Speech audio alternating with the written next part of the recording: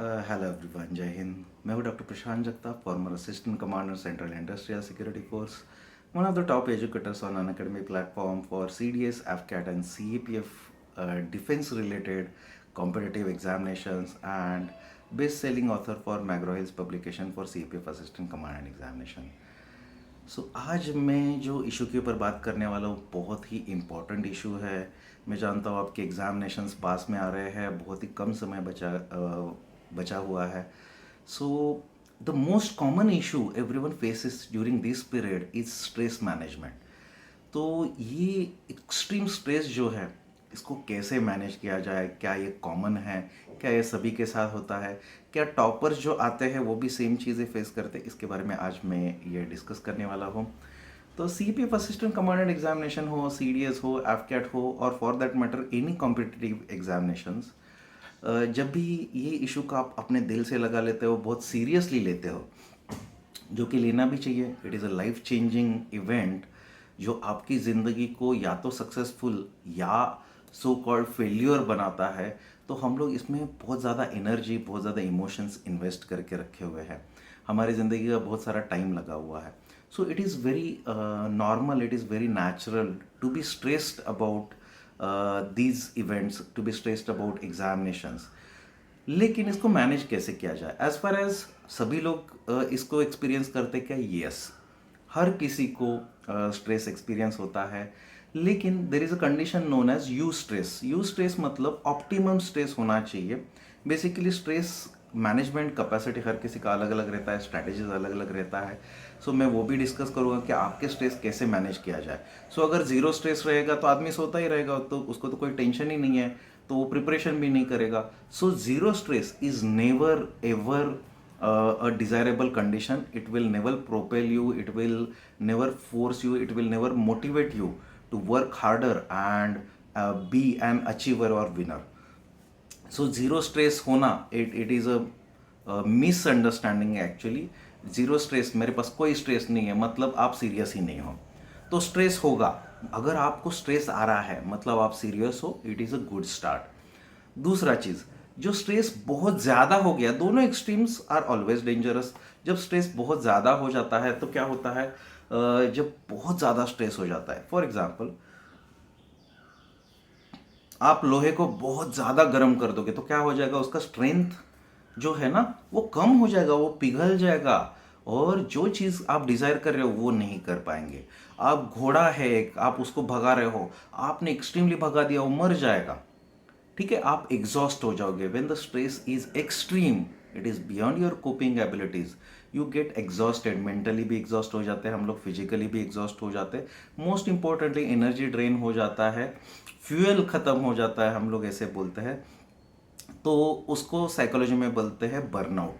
तो excessive stress leads to burnout with no energy, no motivation, and most importantly एक depressed वाला feeling आ जाता है। तो इससे डील कैसे किया जाए? तो इससे डील करने के जो तरीके हैं, सो आपका जो स्ट्रेस है ना बहुत ज़्यादा होना चाहिए ना ज़ीरो होना चाहिए।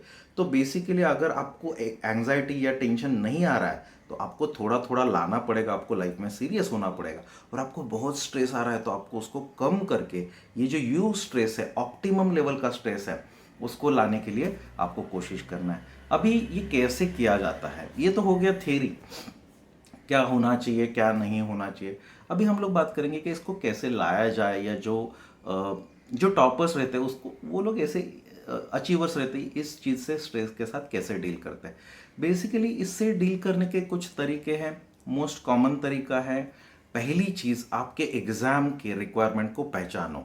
सन त्जू जो वॉरक्राफ्ट में बड़े बाप और बहुत इंपॉर्टेंट पर्सनालिटी रह चुके हैं, आर्ट ऑफ वॉर नाम का बुक लिखा है, वो हमेशा बोलते थे कि जो आपका जो दुश्मन है उसके बारे में पता है, if you know your enemy you have half won your war. If you know yourself, you have half won your war. तो यहाँ पे भी सेम चीज़ें हैं। स्ट्रेस आपका दुश्मन है, तो आप जो दुश्मन है, आपका एग्जाम है, सिलेबस है, उसको आप ठीक से जानोगे तो आपका स्ट्रेस आधा कम हो जाएगा। आप अपने आप को जानोगे कि आपका प्रिपरेशन का लेवल कितना है, आपका स्ट्रेस आधा कम हो जाएगा। इसीलिए एग्ज़ाम का रिक्वायरमेंट समझिए, एक बार सिलेबस समझ लीजिए, उसका क्या, उसके लिए क्या क्या कितना कितना करना है वो समझ लीजिए। एग्ज़ाम के लिए अभी टाइम कितना बचा है उसको नोट डाउन कर लीजिए, bring it on the paper. और उसके बाद आप कहाँ तक पहुँचे हो, अगर एग्ज़ाम कहाँ पे है ये एक बार आपने इस्टेब्लिश कर लिया, आप कहाँ तक पहुँचे हो जो रियलिस्टिक है वहाँ तक आप मार्क कर दीजिए, अपने आप को समझा दीजिए कि मेरा ज्योग्राफी कंप्लीट हो गया है, पॉलिटी इतना बचा है, ये सब कुछ लेके आ जाइए। देन ये जो गैप है ना, जो जहाँ तक आपको पहुँचना है और जहाँ पे आप हो, ये गैप के बारे में एंग्शियस होना छोड़ के ये गैप के बारे में डील करने के लिए एक रियलिस्टिक प्रोग्राम बना दीजिए, शेड्यूल बना दीजिए कि ये चीज़ें ज़्यादा इंपॉर्टेंट है और कौन से एरिया को ज़्यादा इंपॉर्टेंस देना है। सारा सिलेबस कोई कवर नहीं कर सकता, कोई टॉपर आज तक ऐसा नहीं हुआ जो बोल सकता कि मेरा सारा तैयारी हो गया था। आज तक एक भी नहीं हुआ, तो आप सारा तैयारी करने के पीछे जाइए भी मत। These are competitive examinations, they are highly competitive and complex examination है, ओपन एंडेड क्वेश्चन है, तो सारा सिलेबस सब कुछ किसी का भी जब कंप्लीट नहीं होता तो आपका भी नहीं होने वाला है। So you shouldn't be worried about completing entire syllabus. आपको बेसिकली ये देखना है कि कट ऑफ के आगे 20-30 मार्क्स कैसे लाया जाए, तो उसको लाने के लिए क्या किया जाए। तो बेसिकली हमेशा याद रखिए, जब भी आप प्रीवियस ईयर क्वेश्चन पढ़ते हो, जब एनालिसिस में आपके टीचर्स ने आपको बताया होगा कि ये पर्टिकुलर सब्जेक्ट का इतना इंपॉर्टेंस है, जैसे ज्योग्राफी का सीईपीएफ में 15 to 20 क्वेश्चंस आते हैं, मतलब 30 से 40 मार्क का इंपॉर्टेंस है 250 मार्क में।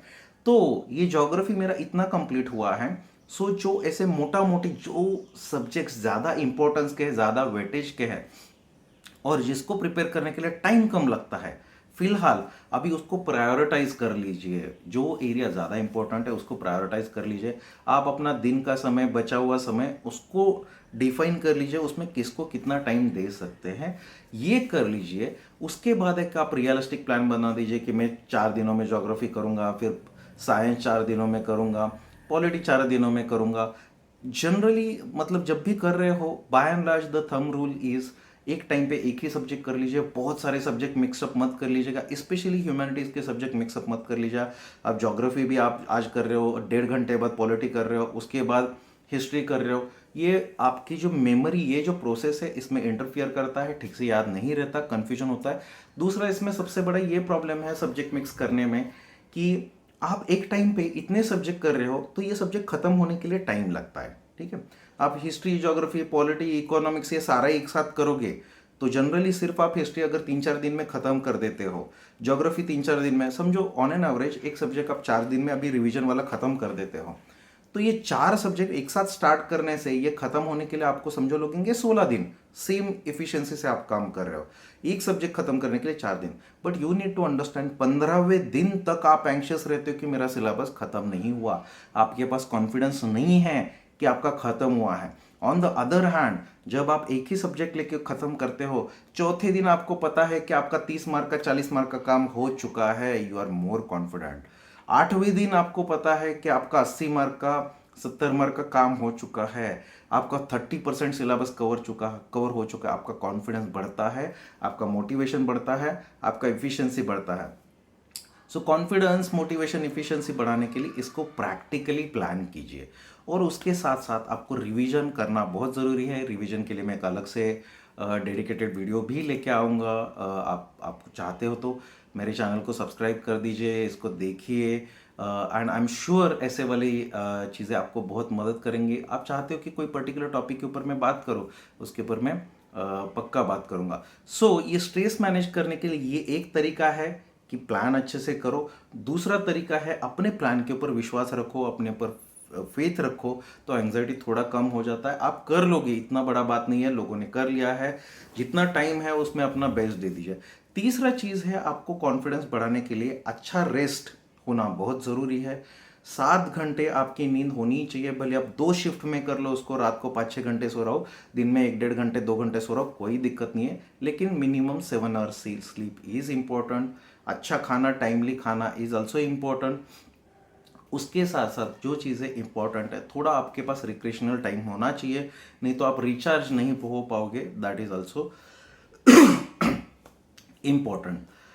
अभी ये जो पीरियड रहता है जब एग्जाम बहुत नज़दीक आता है, you guys tend to discuss many things about your friends. So I would suggest that ये सारी चीज़ें अवॉइड कर दो, इससे एंग्जाइटी बढ़ता है। क्योंकि आप अपना एंग्जाइटी कम करने के लिए दोस्तों से बात करते हो, दोस्त बोल देता है मेरा ये हो गया, मेरा वो हो गया, मेरा ऐसा हो गया, आपका टेंशन और बढ़ता है। आप पॉलिटी कर रहे हो, हिस्ट्री की बातें करेगा या बातें करेगी। आप ज्योग्राफी कर रहे हो, वो साइंस की बातें करेंगे, वो बोलेंगे मुझे ये साइंस का आता नहीं था, आपको लगेगा अरे मुझे भी ठीक से नहीं आता है। सो दोस्तों से अननेसेसरीली, कलीग से जिनके साथ आप प्रिपरेशन कर रहे हो, अननेसेसरीली बातें करने से आपका एंग्जाइटी बढ़ने वाला है। तो आपको ये पीरियड में अपने आप को आइसोलेट करना पड़ेगा थोड़ा सा। ज़्यादा बातें मत कीजिए, अपने आप को थोड़ा सा आइसोलेट कर लीजिए। अपने अननेसेसरी दोस्तों के साथ पढ़ाई के बारे में बिल्कुल मत डिस्कस कीजिएगा। अपना प्लान, अपना एग्जीक्यूशन, उसी के ऊपर ध्यान रखिएगा, डिसिप्लिन रहेगा, अपने ऊपर फेथ रखिएगा, आपका एंग्जाइटी और कम हो जाएगा। कोई दिक्कत नहीं है, अपने टेस्ट देते रहिए। उसके बाद आपको रेगुलर टेस्ट दे दीजिए, वीकली एक बार तो टेस्ट ले दीजिए। अभी एमसीक्यू बहुत ज़्यादा सॉल्व करने का समय लगभग खत्म हो चुका है। आप एमसीक्यू चाहिए तो पढ़ सकते हो, लेकिन मेनली प्रीवियस ईयर क्वेश्चंस अभी बचा हुए समय में। अब तक आपका करंट अफेयर्स बहुत अच्छे से नहीं हुआ रहता एग्जाम तक। सो करंट अफेयर्स आप अच्छे से कर लोगे तो आपको पता है सीडीएस हो, एफकैट हो, सीपीएफ हो, करंट अफेयर्स का एक डेडिकेटेड इंपॉर्टेंस है। जब अभी आपका करंट अफेयर्स अच्छे से कर लोगे तो 15-20 मार्क्स आपके उधर ही कवर हो जाते हैं, तो उसके ऊपर आप ध्यान दे दीजिएगा। वो आपके हाथ के मार्क है। Those marks are already in your hands because this current affairs are very very factual. सिर्फ आपको persons, places, awards, rewards, personality, sports, achievements, books, authors, days, इतना ही चीज़ें याद रखना है। तो ये आपके हाथ के मार्क है, तो आपको इतना टेंशन लेने का ज़रूरत नहीं, आप वैसे भी वो कवर कर सकते हो, बहुत more than enough time is there. तो ये जो चीज़ है ये भी आपको कॉन्फिडेंस दे देगी कि ये 20 मार्क आपको मिलने वाले हैं, तो आपको उसका भी टेंशन लेने का ज़रूरत नहीं है। ये फैक्ट भी आपका ये कम कर देगा। बाकी जो ट्रेडिशनल तरीके हैं एक्सरसाइज करना या फिर मेडिटेशन करना, आई बिलीव दैट अगर आप वो करते हो तो अच्छी बात है, लेकिन नहीं भी करते, मैंने कभी मेडिटेशन नहीं किया, एग्जाम के टाइम पे नया से एक्सरसाइज करने के लिए मैं कभी जाता नहीं था। आप कर रहे हो तो अच्छी बात है, नहीं भी कर रहे हो, you do not have to worry about this, ठीक है। लेकिन कुछ तरीके जो अच्छे होते हैं, अगर आपके पास सपोर्टिव फ्रेंड्स हैं, मैं ये बोलूँगा कि अगर आपको दोस्तों से बात करने से आपका एंग्जाइटी कम होता है, टेंशन कम होता है, तो आपने ऐसे दोस्तों से बात करना चाहिए जो ये पर्टिकुलर एग्जामिनेशन प्रिपरेशन नहीं कर रहे हैं। Am I clear? आप अपने गर्लफ्रेंड बॉयफ्रेंड से एग्जाम के बारे में बात मत कीजिएगा, क्योंकि वो टेंशन में आ जाते हैं। आप बोलते हो कि आपका प्रिपरेशन नहीं हुआ तो वो टेंशन में आते हैं, वो आपको और टेंशन देते हैं। अपने घर वालों से बात मत कीजिएगा कि मुझे इतना टेंशन आ रहा है, उतना टेंशन आ रहा है, ना वो समझेंगे और वो ज़्यादा टेंशन में आ जाएंगे, वो आपको प्रेशराइज करेंगे। अरे इतना सा समय बचा है, इतने एक साल से क्या कर रहा था, अभी एकदम से अचानक से बोल रहा है टेंशन आ रहा है, तो पहले से क्यों नहीं पढ़ाई करता। ये आपके ऊपर, आपका टेंशन कम करने से ज़्यादा वो आपका टेंशन और बढ़ाएंगे। सो पेरेंट्स से या घर वालों से बात मत कीजिएगा। अपने गर्लफ्रेंड बॉयफ्रेंड से एग्ज़ाम के बारे में, प्रिपरेशन के बारे में ज़्यादा डिस्कस मत कीजिएगा। उनको सीधा बोल दीजिएगा कि मुझे एग्ज़ाम के बारे में और प्रिपरेशन के बारे में कुछ भी तुम बात नहीं करोगे या बात नहीं करोगी, ठीक है। इधर उधर की बातें करो, एंटरटेन करो, एग्जाम में स्ट्रेस मत दे दो, नहीं तो सीधा दूर रहो अभी फ़िलहाल के लिए। अगर दोस्तों से बात करना है, ऐसे दोस्तों से बात कीजिए जो ये वाले कोई भी एग्जामिनेशंस नहीं दे रहे। तो वो क्या करते हैं, वो इधर उधर की बातें करते हैं, आपका स्ट्रेस रिलीव हो जाता है, ठीक है। So these are few tips and tricks जो मैंने मेरे लिए काम किया करते थे। लेकिन बहुत ज़्यादा सीरियल देखने के लिए, बहुत ज़्यादा यूट्यूब वीडियो, फेसबुक, इंस्टाग्राम, ये जो करोगे ये आपको और एंग्शियस बनाएंगे। मेरा ये मानना है एग्ज़ाम पीरियड में आपने फेसबुक, व्हाट्सएप, इंस्टाग्राम ये सब अनइंस्टॉल करके टेम्पररी रख देना चाहिए। क्यों, होता क्या है, जब आप स्ट्रेस रिलीव करने के लिए इंस्टाग्राम देखते हो या व्हाट्सएप देखते हो या फेसबुक देखते हो, the problem with that it is that ये social media is basically designed to make you addictive. आप उसको देखते हो, आपको अच्छा लगता है, डोपामाइन सीक्रेट होता है, स्ट्रेस कम हो जाता है। प्रॉब्लम यह है कि आप उसमें अटक जाते हो। दूसरा, आप बहुत ज़्यादा एंशियस होते हो। इट इज़ एन एडिक्शन कि आप बाद में वो बाजू में रख दोगे, फिर से स्ट्रेस आ जाएगा, फिर से देखोगे, फिर से पढ़ोगे, फिर से स्ट्रेस आ जाएगा, फिर से देखोगे। आप उसमें बहुत ज़्यादा समय बर्बाद कर देते हो। तो उसको अनइंस्टॉल कर दीजिए। आप बोलोगे मैं इंटरनेट बंद करके रख दूंगा, नेवर वर्क्स, ट्रस्ट मी, ये नहीं वर्क होता। तो इंटरनेट बंद करने से भी वर्क नहीं होता। सारे नोटिफिकेशन बंद कर दीजिए, ट्रस्ट मी, अनइंस्टॉल कर दीजिए। एग्ज़ाम होने के बाद 1-1.5 महीने का सवाल, एग्ज़ाम होने के बाद फिर से स्टार्ट कर दीजिएगा, कोई दिक्कत ही नहीं है, कोई मसला ही नहीं है। मैं परमानेंटली बंद करने के लिए बोल ही नहीं रहा हूँ। देखो, मैं आपके माँ बाप नहीं हूँ जो आपको फालतू ये चीज़ों में, मैं आपकी लाइफ में, पर्सनल लाइफ में इंटरफेयर करना भी नहीं चाहता। मेरा सिंपली एक और एक ही है, अभी आपके सामने सिर्फ एग्ज़ाम दिखना चाहिए। वो अगर रहेगा और ये क्लैरिटी रहेगा, कम से कम स्ट्रेस अंदर आएगा और अंदर से पॉजिटिविटी बाहर जाएगा। It will be easier for you to appear the examination with confidence. And most importantly, जब आपका कॉन्फिडेंस रहता है, स्ट्रेस अननेसरी कम होता है, डिस्ट्रैक्शंस कम होते हैं, आप अपने आप अच्छा फील करते हो, आपका पढ़ाई का एफिशिएंसी बढ़ता है। एंड ट्रस्ट मी, जब एंजाइटी और स्ट्रेस कम रहेगा, जो नॉर्मली आप पढ़ने के लिए 8 घंटे में पढ़ रहे हो, वो आपका 6 घंटे में पढ़ के होगा। आपका फोकस बहुत अच्छा रहता है, क्लैरिटी अच्छा रहता है, कॉन्फिडेंस अच्छा रहता है, डिस्ट्रैक्शंस कम रहते हैं। सो आप 2 घंटे बढ़ा भी रहे हो, आपका इफिशियंसी भी होता है, और and you will be able to manage everything. अभी ये टाइम पे this is not the time to compare your preparation with your friends. जो भी है, जिसका जो भी है, अपना अपना करते रहो, कंपेयर करने से कुछ भी नहीं होगा। Okay, I hope this session is of some help to you. ये मेरे कुछ एक्सपीरियंसेस थे जिससे मैं ये सब चीज़ें सीख चुका हूँ। एंड मेरा क्वालिफिकेशन भी है ये फील्ड में। I am MBBS from government medical college by qualification. I worked in 2 government medical related jobs. So stress और ये मेरा थोड़ा सा इसके फिजियोलॉजिकल रिस्पॉन्सेस के बारे में I have some expertise. And I am also psychologist by qualification. तो कुछ आइडियाज़ है जो मैं आपको देने का कोशिश कर रहा हूँ, जो मुझे पता है दीज थिंग्स डू वर्क। इसके साथ साथ काफ़ी सारी चीज़ें मैं आपके साथ शेयर करते रहूँगा। आपको अगर कोई पर्टिकुलर चीज़ें चाहिए तो आप मुझे पक्का फीडबैक दे दीजिएगा, और ये फीडबैक के थ्रू उससे रिलेटेड मैं वीडियोस बना के लेके आ जाऊँगा। अभी फ़िलहाल बहुत टाइट मेरा भी शेड्यूल चल रहा है। I am not able to give much time to live sessions. So I'll be trying to communicate with you guys, and I'll be trying to help you guys with the help of these kind of recorded videos. Okay, thank you very much. Jai Hind.